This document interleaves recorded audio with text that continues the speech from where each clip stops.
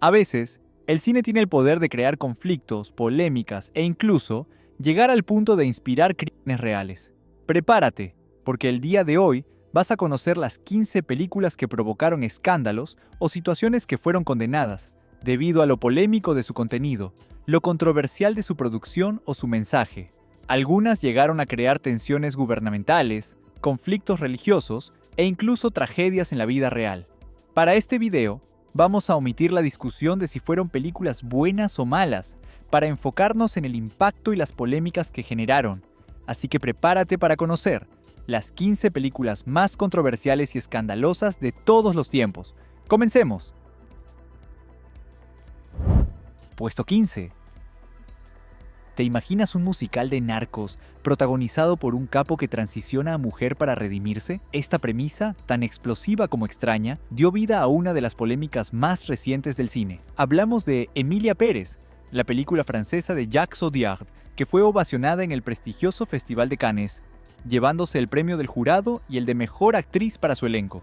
Sin embargo, mientras en Europa la aplaudían, en Latinoamérica, y especialmente en México, la historia era otra. La película fue acusada de romantizar y trivializar la brutal realidad del narcotráfico, convirtiendo a un asesino despiadado en una figura casi heroica y mártir. El público mexicano la señaló por su visión extranjera y superficial de una herida social profunda, criticando cómo el horror de la violencia se diluía entre números musicales. Aunque ciertamente no llegó al punto de ser cancelada ni prohibida, fue profundamente repudiada, convirtiéndose en el ejemplo perfecto de cómo una misma obra puede ser vista como una genialidad artística en un lado del mundo y como una ofensa insensible en el otro. Puesto 14. Una historia conocida por todo el mundo, pero nunca la habíamos visto de esta forma. En 2004, el director Mel Gibson decidió llevar a la pantalla las últimas 12 horas de la vida de Jesús, pero no estaba interesado en parábolas ni hechos religiosos, sino en el sufrimiento físico. El resultado fue La Pasión de Cristo, una película que se convirtió en un fenómeno de taquilla y en un enorme campo de batalla cultural. Su controversia tuvo dos frentes. El primero fue su violencia explícita, a un nivel casi insoportable. Críticos y espectadores la calificaron de sádica, mostrando cada latigazo, cada clavo y cada gota de sangre con un realismo brutal que muchos consideraron extremo e innecesario. El segundo frente fue aún más delicado, la acusación de antisemitismo. Organizaciones judías de todo el mundo denunciaron que la película reforzaba el peligroso estereotipo de culpar al pueblo judío por la muerte de Cristo. Pese a los boicots y las protestas, la polémica solo alimentó la curiosidad del público, recaudando más de $600 millones y demostrando que, a veces, el escándalo es la mejor publicidad. Puesto 13. La película de terror estrenada en 1973 y que cambió la historia del cine para siempre. No solo aterrorizó a los espectadores, provocó una histeria colectiva a nivel mundial. Estamos hablando de El Exorcista. Los reportes de la época son legendarios, gente desmayándose en las salas, sufriendo ataques de pánico y vomitando en los pasillos. La Iglesia Católica la condenó como una obra peligrosa, mientras grupos religiosos protestaban en las afueras de los cines. Su impacto fue tan profundo que fue prohibida en varios países y ciudades, acusada de ser espiritualmente dañina. Para alimentar el pánico, surgieron leyendas sobre una supuesta maldición en el set, incendios inexplicables, lesiones del equipo y la muerte de varios actores y familiares durante o poco después de la producción. El Exorcista trascendió el género de terror, se convirtió en un evento cultural que puso a prueba los nervios de una generación y redefinió para siempre los límites de lo que una película podía provocar en su audiencia. Puesto 12. Imagina una película tan controversial que el propio presidente de los Estados Unidos la condena en Twitter antes de su estreno. Eso fue exactamente lo que pasó con The Hunt. Su premisa era una bomba de tiempo. Un grupo de, entre comillas, élites liberales adineradas secuestra y caza por deporte a ciudadanos indeseables de la derecha conservadora. Era una sátira social, una crítica a la polarización política extrema, pero el chiste no le hizo gracia a nadie. La derecha la vio como una fantasía violenta de la izquierda, mientras que la izquierda la consideró una caricatura insensible. El estudio Universal Pictures se encontró en medio de un huracán mediático. Para colmo, justo antes de su estreno, ocurrieron varios tiroteos masivos en Estados Unidos, lo que hizo que lanzar una película sobre una cacería humana fuera increíblemente insensible. The Hunt quedó marcada como la película que, en su intento de criticar la división, terminó ofendiendo a todos por igual. Puesto 11. La violencia es parte de nuestra naturaleza. Con esta idea, el director Oliver Stone creó en 1994 una de las películas más analizadas y culpadas de la historia.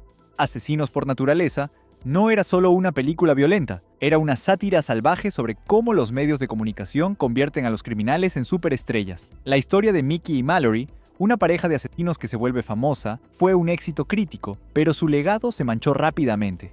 La película fue acusada de ser la inspiración directa de al menos una docena de crímenes reales, incluyendo tiroteos escolares, como la masacre de Columbine, donde los perpetradores incluso citaron la película. Esto desató una ola de demandas contra Stone y el estudio, abriendo un debate nacional. ¿Puede el cine ser culpable de la violencia en el mundo real? Censurada y recortada en varios países, Asesinos por naturaleza se convirtió en el principal sospechoso en la corte de la opinión pública, un símbolo de la peligrosa línea entre la crítica social y la glorificación de la violencia. Puesto 10. En 1995, Disney, a través de su estudio Miramax, se preparaba para lanzar su próxima película, pero cuando vieron el corte final, entraron en pánico. Lo que tenían en sus manos era tan crudo y perturbador que se negaron a distribuirlo. La película era Kids. Filmada con estilo documental, la ópera prima de Larry Clark sigue a un grupo de adolescentes de Nueva York durante 24 horas. No hay filtros ni moralejas. Solo una ventana a un mundo de relaciones de alto riesgo en plena crisis de salud global, consumo de sustancias y una apatía alarmante. Lo que la hizo tan escandalosa fue su autenticidad. Los actores eran jóvenes reales, no profesionales, y su guionista tenía solo 19 años. La cinta fue acusada de ser excesivamente gráfica y explotadora, al poner a sus protagonistas en situaciones límite. Ante la negativa de Disney, los productores tuvieron que crear una compañía independiente para estrenarla sin clasificación. Kids fue un golpe de realidad para una sociedad que no quería ver el lado oscuro de su juventud. Puesto 9. ¿Y si Jesús no hubiera muerto en la cruz? ¿Y si hubiera elegido una vida normal con una esposa e hijos? Esta pregunta, considerada la máxima blasfemia por muchos, fue el corazón de una de las controversias religiosas más feroces del cine. En 1988, el aclamado director Martin Scorsese presentó La Última Tentación de Cristo. La película no retrata a un Dios infalible, sino a un hombre en conflicto, lleno de dudas, miedos y deseos carnales. La escena clave, una secuencia onírica donde Jesús baja de la cruz y vive una vida mortal con María Magdalena, desató la furia de grupos fundamentalistas cristianos en todo el mundo. Los cines fueron boicoteados, se organizaron protestas masivas, y en París, un grupo católico radical atacó un cine con bombas Molotov, hiriendo a varias personas. La película fue prohibida en más de una docena de países, algunos de los cuales mantienen la censura hasta hoy. Scorsese solo quería explorar la humanidad de Jesús, pero para millones había cometido un pecado imperdonable. Puesto 8.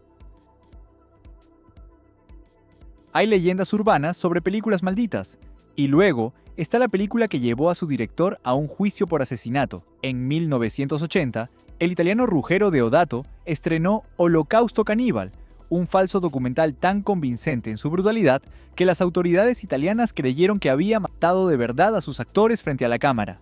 Fue arrestado y tuvo que presentar a los actores en televisión y explicar sus trucos de efectos especiales en la corte para demostrar su inocencia. Pero ahí no acabó el escándalo. Si bien los asesinatos de personas eran falsos, la violencia contra los animales no lo era. La película incluye la matanza real y explícita de una tortuga, un mono y otros animales.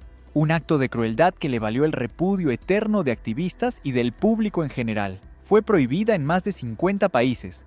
No solo por su gore extremo, sino por su auténtica crueldad. Holocausto Caníbal es una obra que borró peligrosamente la línea entre la ficción y la realidad. Puesto 7. A veces, una película es tan poderosa que su propio creador decide que el mundo no está preparado para verla. Eso es lo que sucedió con la obra maestra distópica de Stanley Kubrick, La Naranja Mecánica. Estrenada en 1971, la película impactó al público con su estilizada ultraviolencia y sus escenas de agresión. Pero la controversia explotó cuando la ficción pareció saltar a la realidad. Varios crímenes violentos en el Reino Unido fueron cometidos por jóvenes que imitaban la vestimenta y los métodos de Alex y sus drugos.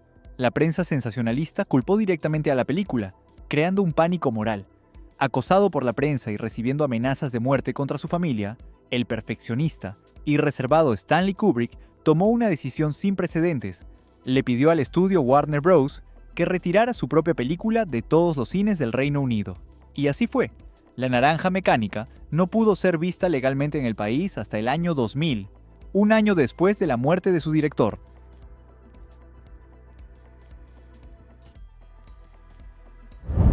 Puesto 6. Este es un escándalo con dos actos. Cuando El último tango en París se estrenó en 1972, la polémica se centró en su audaz contenido explícito que le valió la censura en varios países, pero la verdadera y más oscura controversia tardaría décadas en salir a la luz, redefiniendo la película no como una obra de arte erótica, sino como la evidencia de un abuso. El escándalo se centra en la infame escena de la mantequilla, donde el personaje de Marlon Brando, de 48 años, vio el de la joven Maria Schneider, de 19. Años después, el director Bernardo Bertolucci admitió en una entrevista que él y Brando planearon usar la mantequilla como lubricante sin informar a Schneider. Quería filmar su reacción real, no como actriz. Schneider confirmó que se sintió humillada y, en sus palabras, un poco abusada. La revelación que resurgió en la era del Me Too provocó la indignación de Hollywood y el público, convirtiendo a la película en un doloroso símbolo del abuso de poder y la explotación de mujeres en la industria del cine. Puesto 5. En el Festival de Cannes del 2002, los servicios de emergencia tuvieron que atender a decenas de personas. ¿La razón? Estaban viendo una película, pero no cualquier película, sino Irreversible de Gaspar Noé. Esta obra es conocida por ser una prueba de resistencia para el espectador. La película es famosa por dos secuencias de una brutalidad insoportable. Una que tiene que ver con un crimen con un extintor de incendios, tan gráfico que es difícil de mirar, pero la que la cimentó como una leyenda de la controversia es una escena del túnel, una escena tan perturbadora que duró nada menos que 9 interminables minutos, filmada en una sola toma. La cámara no se aparta, obligando al público a ser testigo de un acto de violencia atroz en tiempo real. Durante su estreno, cientos de personas abandonaron la sala, algunas gritando, otras llorando. Contada en orden cronológico inverso, la película busca explorar las causas y consecuencias de la violencia, pero su método fue tan extremo y visceral que muchos la acusaron de ser explotadora y misógina. Irreversible no es una película que se disfruta, es una que se sobrevive. Puesto 4. Normalmente una comedia tonta protagonizada por Seth Rogen y James Franco no pondría al mundo al borde de un conflicto internacional, pero esta no era una comedia normal, era The Interview, y su argumento era simple. Dos periodistas incompetentes son reclutados por la CIA para asesinar al líder de Corea del Norte, Kim Jong-un. A Corea del Norte no le hizo ninguna gracia. El régimen de Pyongyang calificó la película como un acto de guerra y prometió una respuesta despiadada. Lo que parecía una amenaza vacía se volvió real cuando un grupo de hackers llamado Guardians of Peace, supuestamente vinculados a Corea del Norte, lanzó un ciberataque masivo contra Sony Pictures, filtrando correos privados, salarios y películas sin estrenar. Luego, amenazaron con ataques terroristas, al estilo del 11 de septiembre, contra cualquier cine que se atreviera a proyectarla. El pánico fue total. Las principales cadenas de cines de Estados Unidos cancelaron el estreno, y Sony, por un momento, la retiró por completo, en un acto que muchos calificaron como una rendición a la censura terrorista.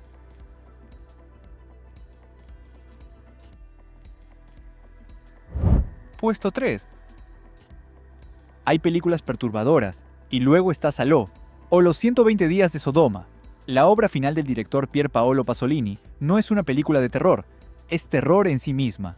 Basada en los escritos del Marqués de Sade pero ambientada en la Italia fascista de 1944, la película sigue a 4 hombres poderosos que secuestran a un grupo de jóvenes y los someten a 120 días de tortura, humillación y depravación sistemática.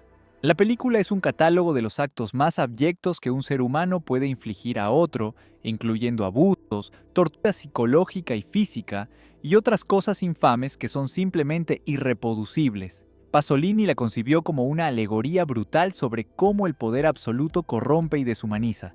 Su contenido era tan extremo que fue prohibida casi inmediatamente en Italia y en docenas de otros países, donde la censura duró décadas. Pasolini fue asesinado misteriosamente poco antes del estreno, lo que añadió una capa de tragedia y conspiración a la película más insoportable de la historia. Puesto 2. Para entender el poder del cine para moldear la sociedad, tenemos que viajar a 1915. En ese año se estrenó una película que, técnicamente, inventó el lenguaje del cine moderno, con técnicas de edición y narrativa nunca antes vistas. Pero esa misma obra maestra técnica es también uno de los manifiestos racistas más efectivos y dañinos jamás creados. Su nombre es El nacimiento de una nación. La película de D.W. Griffith retrata la guerra civil y la reconstrucción estadounidense desde una perspectiva sureña, presentando a los afroamericanos como seres inferiores, brutos y peligrosos, y glorificando al Ku Klux Klan como una fuerza heroica que salva a la gente blanca. Su estreno provocó disturbios en varias ciudades, y fue tan influyente que se le atribuye directamente el resurgimiento y la popularización masiva del Ku Klux Klan en el siglo XX. Es el ejemplo más doloroso de cómo una película puede ser, al mismo tiempo, una obra de arte revolucionaria y una poderosa herramienta de propaganda para el odio. Puesto 1. Llegamos al final de la lista, a una película cuyo título se ha convertido en sinónimo de lo más extremo que se puede ver, una obra que ha sido prohibida, censurada, recortada y llevada a juicio en tantos países que es difícil llevar la cuenta. A Serbian Film narra la historia de una ex estrella del cine para adultos que, al aceptar un último trabajo, termina siendo manipulado para participar en actos de una brutalidad y decadencia moral que escandalizaron al mundo entero. El director, Srđan Spasojević, siempre defendió que la violencia extrema de la película era una metáfora política, una alegoría sobre el abuso y el trauma que el gobierno serbio había infligido a su pueblo. Sin embargo, para la mayoría de los censores y espectadores, la metáfora se perdió por completo bajo capas de shock y repulsión. Festivales de cine se negaron a proyectarla, y en países como España y Brasil, sus copias fueron confiscadas por la policía. A Serbian Film no solo desafía los límites del buen gusto, pregunta si hay temas que simplemente no deberían mostrarse en una pantalla. Y hasta aquí nuestro video de hoy. Comenta si estás de acuerdo con este ranking. Y si te gustó el video, te pedimos que le des al botón de me gusta y te suscribas, ya que subimos contenido cada semana. Muchas gracias y hasta la próxima.